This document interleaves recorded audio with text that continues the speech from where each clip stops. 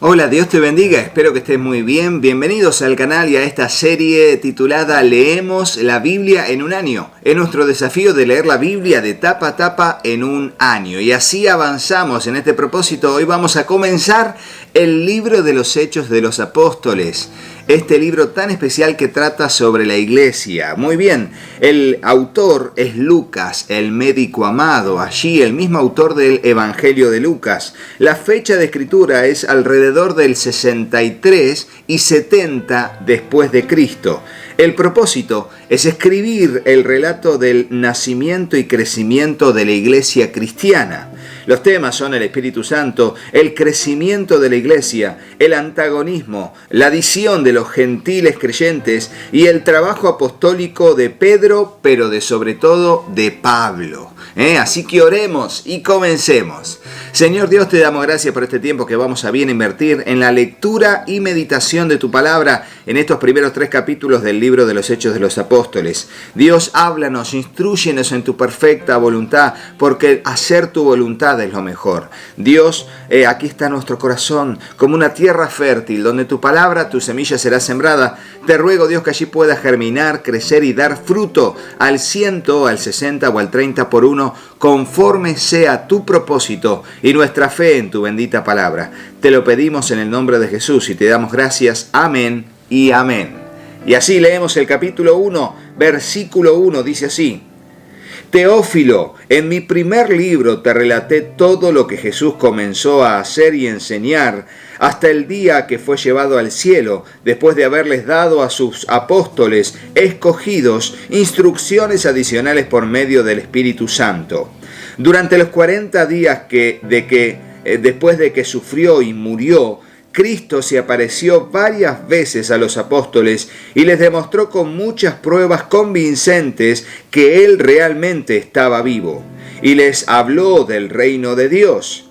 Una vez, mientras comía con ellos, les ordenó: no se vayan de Jerusalén hasta que el Padre les envíe el regalo que les prometió, tal como les dije antes. Juan bautizaba con agua, pero en unos cuantos días ustedes serán bautizados con el Espíritu Santo. La ascensión de Jesús, versículo 6. Así que mientras los apóstoles estaban con Jesús, le preguntaron con insistencia: Señor, ¿ha llegado ya el tiempo de que liberes a Israel y restaures nuestro reino? Él les contestó: solo el Padre tiene la autoridad para fijar esas fechas y tiempos, y a ustedes no les corresponde saberlo. Pero recibirán poder cuando el Espíritu Santo descienda sobre ustedes y serán mis testigos. Y les hablarán a la gente acerca de mí en todas partes, en Jerusalén, por toda Judea, en Samaria y hasta los lugares más lejanos de la tierra. Después de decir esto, Jesús fue levantado en una nube mientras ellos observaban, hasta que ya no pudieron verlo. Mientras se esforzaban por verlo ascender al cielo, 2 hombres vestidos con túnicas blancas de repente se pusieron en medio de ellos. «Hombres de Galilea», les dijeron, «¿por qué están aquí parados mirando al cielo? Jesús fue tomado de entre ustedes y fue llevado al cielo. Pero un día volverá del cielo de la misma manera en que lo vieron irse». Qué tremendo, ¿no? Y cómo, en principio, cómo ellos, de una u otra manera, siempre esperaban la restauración del reino de modo terrenal. Por eso le está diciendo: ¿restaurarás el reino de Israel ahora? O sea, serás el rey eterno. A partir de ahora empezaremos a luchar contra los romanos, y que quizás alguna de eso pensaba, pero sin embargo el Señor les hablaba de otro reino. Todavía no llegaban finalmente a comprenderlo hasta que vino sobre ellos el Espíritu Santo. Y cuando fueron llenos del Espíritu Santo, ahí su percepción cambió y su entendimiento fue ensanchado para comprender el propósito de Dios al respecto de todo el plan de redención para la humanidad. Sigue diciendo el versículo 12. Después los apóstoles regresaron del Monte de los Olivos a Jerusalén a 1 kilómetro de distancia. Cuando llegaron, subieron a la habitación de la planta alta de la casa donde se hospedaban. Estos son los nombres de los que estaban presentes: Pedro, Juan, Santiago, Andrés, Felipe, Tomás, Bartolomé, Mateo, Santiago hijo de Alfeo, Simón el celote y Judas hijo de Santiago. Todos se reunían y estaban constantemente unidos en oración junto con María, la madre de Jesús, varias mujeres más y los hermanos de Jesús. Durante aquellos días, cuando aproximadamente 120 creyentes estaban juntos en un mismo lugar, Pedro se puso en pie y se dirigió a ellos. Hermanos, les dijo, las escrituras tenían que cumplirse con respecto a Judas, quien guió a los que arrestaron a Jesús. Esto lo predijo hace mucho tiempo el Espíritu Santo cuando habló por medio del rey David. Judas era uno de nosotros y participó con nosotros en el ministerio. Judas había comprado un campo con el dinero que recibió de su traición. Allí cayó su cabeza, se le reventó el cuerpo y se derramaron los intestinos. La noticia de su muerte llegó a todos los habitantes de Jerusalén y ellos le pusieron a ese lugar el nombre arameo Acéldama, que significa campo de sangre. Esto estaba escrito en el libro de los Salmos, continuó Pedro, donde dice que su casa quede desolada y que nadie viva en ella. También dice que otro tome su lugar. Entonces ahora tenemos que elegir a alguien que tome el lugar de Judas entre los hombres que estaban con nosotros todo el tiempo mientras viajábamos con el Señor Jesús, desde el día en que Juan lo bautizó hasta el día en que fue tomado de entre nosotros. El que salga elegido se unirá a nosotros como testigos de la resurrección de Jesús. Así que propusieron a 2 hombres, a José, a quien llamaban Barsabás, también conocido como Justo, y a Matías.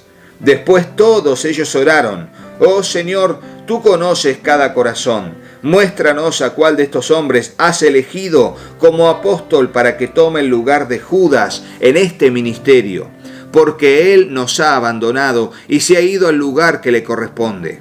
Entonces echaron suerte y Matías fue elegido para ser apóstol con los otros 11. Y fíjense que aquí el texto bíblico está describiendo que sería apóstol aquel que sería elegido, sería aquel que fue testigo presencial de todo el ministerio de Cristo desde su bautismo hasta su muerte y resurrección. O sea, en esos momentos habían pocas personas desde su comienzo. Bueno, dentro de los que llamamos los apóstoles, también estaban otras personas que eran parte de sus discípulos, no apóstoles, sino discípulos, que habían estado presencialmente durante el ministerio de Cristo, y aquí nos da este dato.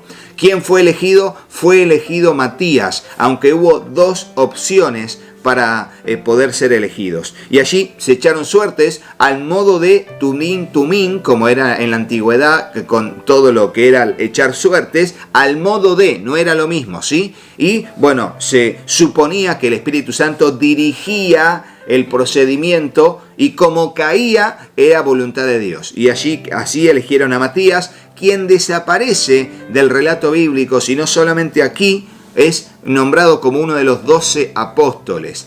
¿Fue acertado? ¿No fue acertado? No lo sabemos. Algunos, en este caso, piensan que Matías no tendría que haber sido el apóstol, sino que el apóstol tendría que haber sido agregado por Dios a través de lo que fue el ministerio del apóstol Pablo. Algunos dicen el número 12, aunque no fue testigo presencial del ministerio de Cristo, fue el apóstol Pablo. No lo sabemos y tampoco nos interesa ese debate, porque la obra es del Señor y no nuestra. Y no tenemos que realzarnos demostrando que nuestra opinión es la verdadera, porque eso también es orgullo y no lo podemos permitir. Vamos ahora al capítulo 2. La llegada del Espíritu Santo, es la inauguración, es el momento culmine de la obra de Cristo en la tierra, donde Él asciende y viene el Espíritu Santo. Y dice así: el día de Pentecostés, que era 50 días después de la Pascua, el día de Pentecostés, todos los creyentes estaban reunidos en un mismo lugar. De repente se oyó un ruido desde el cielo parecido al estruendo de un viento fuerte e impetuoso que llenó la casa donde estaban sentados. Luego algo parecido a unas llamas o lenguas de fuego aparecieron y se postraron sobre cada uno de ellos. Y todos los presentes fueron llenos del Espíritu Santo y comenzaron a hablar en otros idiomas conforme el Espíritu Santo les daba esa capacidad. En esa ocasión había judíos devotos de todas las naciones que vivían en Jerusalén. Cuando oyeron el fuerte ruido, todos llegaron corriendo y quedaron desconcertados al escuchar sus propios idiomas hablados por los creyentes. Estaban totalmente asombrados. ¿Cómo puede ser?, exclamaron. Todas estas personas son de Galilea y aún así las oímos hablar en nuestra lengua maternal. Aquí estamos nosotros. Y fíjense la cantidad de naciones con sus respectivos idiomas que estaban allí. Las voy a contar.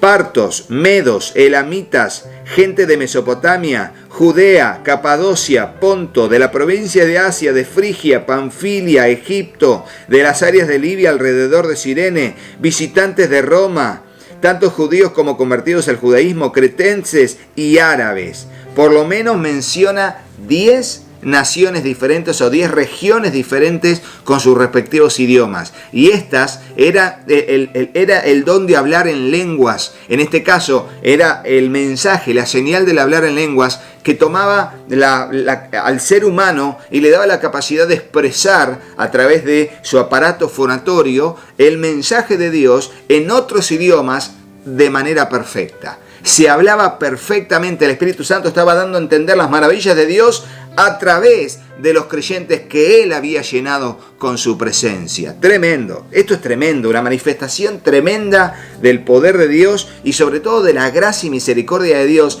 dando a comunicar las maravillas de Dios a través de estos que eran sus siervos, su iglesia, los apóstoles y discípulos. Y dice, quedaron allí, versículo 11, tanto judíos como convertidos al judaísmo, cretenses y árabes, y todos oímos a esta gente hablar en nuestro propio idioma acerca de las cosas maravillosas que Dios ha hecho. Quedaron allí maravillados y perplejos. ¿Qué querrá decir esto?, se preguntaban unos a otros. Pero otros entre la multitud se burlaban de ellos diciendo, solo están borrachos, eso es todo. Fíjense cómo hay gente que aunque ve, no quiere ver, no quiere entender. Y aún hoy en día también hay de esos, muchísimo. Pedro predica a la multitud, versículo 14. Entonces Pedro dio un paso adelante junto con los otros 11 apóstoles y gritó a la multitud. Escuchen con atención todos ustedes, compatriotas judíos y residentes de Jerusalén. No se equivoquen, estas personas no están borrachas como algunos de ustedes suponen. Las 9 de la mañana es demasiado temprano para emborracharse. No, lo que ustedes ven es lo que el profeta Joel predijo hace mucho tiempo. En los últimos días, dice Dios, derramaré mi espíritu sobre toda la gente. Sus hijos e hijas profetizarán, sus jóvenes verán visiones y sus ancianos tendrán sueños. En esos días derramaré mi espíritu aún sobre mis siervos, hombres y mujeres por igual, y profetizarán. Y haré maravillas arriba en los cielos y señales abajo en la tierra, sangre, fuego y nubes de humo, y el sol se oscurecerá, y la luna se pondrá roja como la sangre, antes de que llegue el grande y glorioso día del Señor. Pero todo el que invoque el nombre del Señor será salvo. ¡Qué bueno! ¡Qué bueno! Y recalco lo que dice aquí, hombres y mujeres por igual. Cómo la iglesia y el mensaje de Jesucristo viene a igualar y reivindicar el rol de la mujer en la iglesia. Tremendo. Pueblo de Israel, sigue diciendo Pedro en el versículo 22, escucha, Dios públicamente aprobó a Jesús de Nazaret al hacer milagros poderosos, maravillas y señales por medio de él, como ustedes bien saben. Pero Dios sabía lo que iba a suceder y su plan predeterminado se llevó a cabo cuando Jesús fue traicionado. Con la ayuda de gentiles sin ley, ustedes lo clavaron en la cruz y lo mataron. Pero Dios lo liberó de los terrores de la muerte y lo volvió a la vida, pues la muerte no pudo retenerlo bajo su dominio. El rey David dijo lo siguiente acerca de él. Veo que el Señor siempre está conmigo. No seré sacudido porque Él está aquí a mi lado. Con razón mi corazón está contento y mi lengua grita sus alabanzas. Mi cuerpo descansa en esperanza, pues tú no dejarás mi alma entre los muertos, ni permitirás que tu santo se pudra en la tumba. Me has mostrado el camino de la vida y me llenarás con la alegría de tu presencia. Queridos hermanos, piensen en esto. Pueden estar seguros de que el patriarca David no se refería a sí mismo porque él murió, fue enterrado y su tumba está todavía aquí entre nosotros. Pero él era un profeta y sabía que Dios había prometido mediante un juramento que uno de sus propios descendientes, de los propios descendientes de David, se sentaría en su trono. David estaba mirando hacia el futuro y hablaba de la resurrección del Mesías. Él decía que Dios no lo dejaría entre los muertos ni permitiría que su cuerpo se pudriera en la tumba. Dios levantó a Jesús de los muertos y de esto todos nosotros somos testigos. Ahora Él ha sido exaltado al lugar más alto de honor en el cielo, a la derecha de Dios. Y el Padre, según lo había prometido, le dio el Espíritu Santo para que lo derramara sobre nosotros, tal como ustedes lo ven y lo oyen. Pues David nunca ascendió al cielo, sin embargo dijo: el Señor le dijo a mi Señor: siéntate en el lugar de honor a mi derecha, hasta que humille a tus enemigos y los ponga por debajo de tus pies. Por lo tanto, que todos en Israel sepan sin lugar a dudas que a este Jesús, a quien ustedes crucificaron, Dios lo ha hecho tanto Señor como Mesías. Las palabras de Pedro traspasaron el corazón de ellos, quienes le dijeron a él y a los demás apóstoles: hermanos, ¿qué debemos hacer? Pedro contestó, y este es el mensaje de Juan el Bautista, es el mensaje de Jesucristo, es el mensaje de los apóstoles y tiene que ser el mismo mensaje de la iglesia hoy, porque Dios es el mismo y su palabra permanece para siempre. El hombre sigue condenado en sus pecados y la gracia de Dios se acerca para pedir perdón y restauración, para pedir arrepentimiento, para restaurar y dar perdón y restauración. De eso se trata, por eso dice el versículo que sigue: cada uno, Pedro contestó, versículo 38, cada uno de ustedes debe arrepentirse de sus pecados y volver a Dios y ser bautizado en el nombre de Jesucristo para el perdón de sus pecados. Entonces recibirán el regalo del Espíritu Santo. Esta promesa es para ustedes, para sus hijos y para los que están lejos, es decir, para todos los que han sido llamados por el Señor nuestro Dios.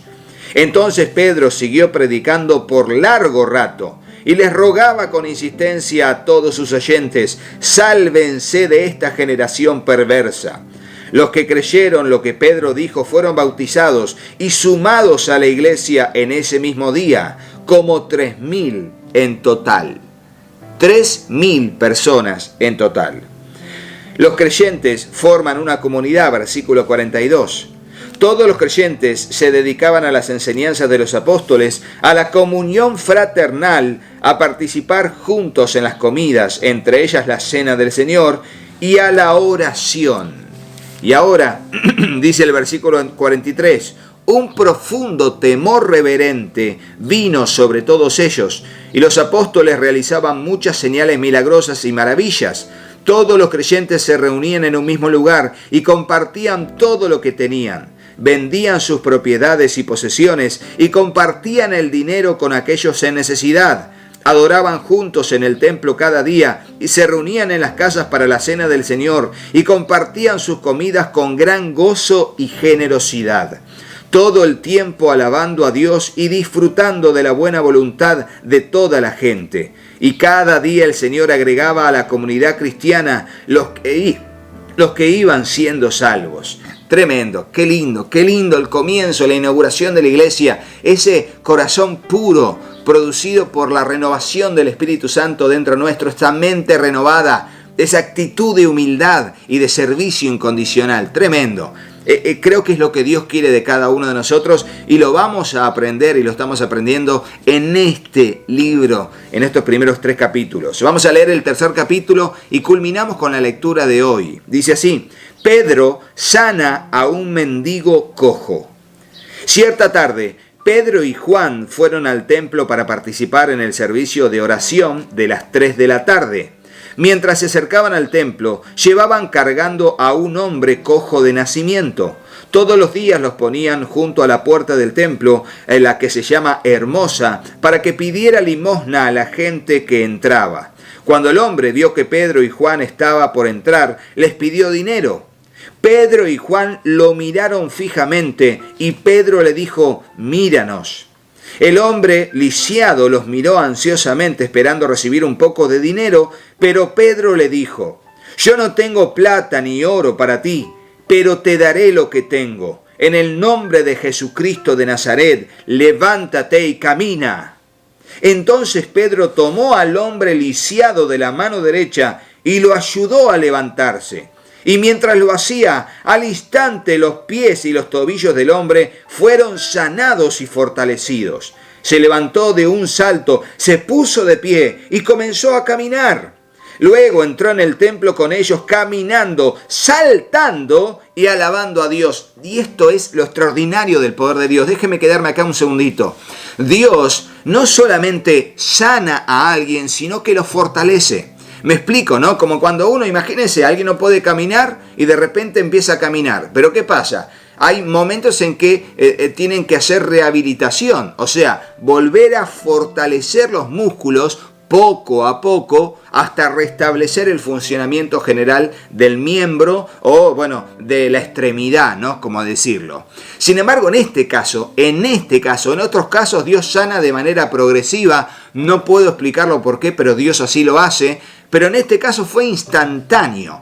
No solamente el paralítico que nunca había caminado tuvo movilidad en sus miembros, en sus dos piernas, sino fortaleza en sus tobillos y, sobre todo, capacidad de caminar libremente. Encontró equilibrio, se encontró firme. Bueno, ¿quién lo hizo? El Espíritu Santo. Por eso creemos en el poder de Dios que hace milagros. Ponelo en el comentario. Creemos en el poder de Dios que hace milagros. Y ponelo allí porque es muy importante. Creer nos habilita a darle lugar a Dios, a que haga un milagro en mi vida, en tu vida y en la vida de los demás. Por eso creemos por nosotros y también creemos por otros, como lo hizo el apóstol Pedro y el apóstol Juan. Sigue diciendo entonces: toda la gente lo vio caminar y lo oyó adorar a Dios. Cuando se dieron cuenta de que él era el mendigo cojo que muchas veces había visto junto a la puerta hermosa, quedaron totalmente sorprendidos. Llenos de asombro, salieron todos corriendo hacia el pórtico de Salomón, donde estaba el hombre sujetando fuertemente a Pedro y a Juan. Los tenía abrazados el hombre. Estaba tan contento que no quería que se vayan ni Pedro ni Juan. Tremendo. Y fíjense la predicación de Pedro en esta última parte del capítulo. Versículo 12. Pedro predica en el templo. Pedro vio esto como una oportunidad y se dirigió a la multitud. Pueblo de Israel, dijo, ¿qué hay de sorprendente en esto? ¿Y por qué nos quedan viendo como si hubiéramos hecho caminar a este hombre con nuestro propio poder o nuestra propia rectitud? Pues es el Dios de Abraham, de Isaac y de Jacob, el Dios de todos nuestros antepasados, quien dio gloria a su siervo Jesús al hacer este milagro. Es el mismo Jesús a quien ustedes rechazaron y entregaron a Pilato, a pesar de que Pilato había decidido ponerlo en libertad. Ustedes rechazaron a este santo y justo y en su lugar eligieron soltar a un asesino, que era Barrabás, ¿no? Ustedes mataron al autor de la vida. Y qué linda expresión, el autor de la vida. Pero sigue diciendo, pero Dios lo levantó de los muertos y nosotros somos testigos de este hecho. Jesús es el autor de la vida. Ponelo en el comentario. Me encanta esa frase y está para que lo subrayes en tu Biblia. Jesús es el autor de la vida. El autor de la vida. Extraordinarias frases que no se repiten en ningún lugar de la Biblia. Por la fe en el nombre de Jesús, este hombre fue sanado y ustedes saben que él antes era un lisiado. La fe en el nombre de Jesús lo ha sanado delante de sus propios ojos. Amigos, yo entiendo que lo que ustedes y sus líderes le hicieron a Jesús fue hecho en ignorancia. Y aquí está, fue hecho en ignorancia. Pero Dios estaba cumpliendo lo que los profetas predijeron acerca del Mesías. Recuerden lo que dijo Jesús en la cruz: Padre, perdónalos, porque no saben lo que hacen. Fue hecho en ignorancia, y eso es verdad. No fueron palabras de Jesús dichas a la ligera. Realmente eran ignorantes de lo que estaban haciendo, llevados por la impulsividad. ¿Y cuántas veces nosotros somos iguales? Sigue diciendo entonces: pero Dios estaba cumpliendo lo que los profetas predijeron acerca del Mesías, que Él tenía que sufrir estas cosas. Ahora pues, arrepiéntanse de sus pecados y vuelvan a Dios para que sus pecados sean borrados. De vuelta el llamado al arrepentimiento.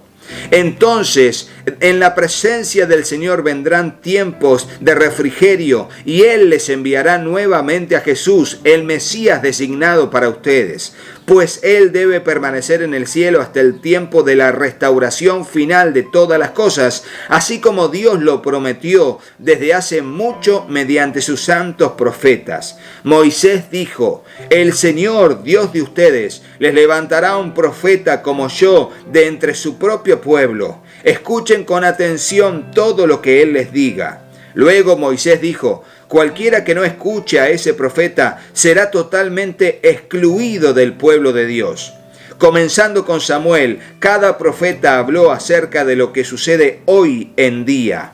Ustedes son los hijos de esos profetas y están incluidos en el pacto que Dios les ha prometido a sus antepasados. Pues Dios le dijo a Abraham: todas las familias de la tierra serán benditas por medio de tus descendientes. Cuando Dios levantó a su siervo Jesús, lo envió primero a ustedes, pueblo de Israel, para bendecirlos al hacer que cada uno se aparte de sus caminos pecaminosos. De vuelta el llamado al arrepentimiento y volverse a Dios, apartarse del pecado para comenzar a aprender y hacer la voluntad de Dios. De eso se trata, convertirse al Evangelio. Espero que te haya gustado la lectura, que me dan ganas de seguir, ¿o no?